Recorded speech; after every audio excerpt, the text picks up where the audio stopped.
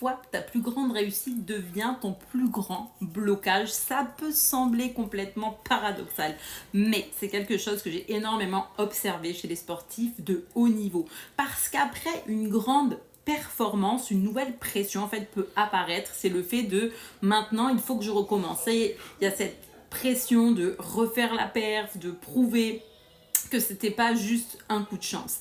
Et cette pression peut complètement modifier leur façon d'aborder les compétitions suivantes. Mais tu sais quoi?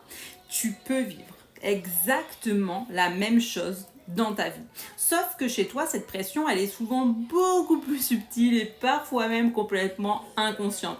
Par exemple, tu as osé prendre la parole pendant une réunion. Et là, tu sais, tout était fluide, posé, tu as vraiment trouvé tes mots.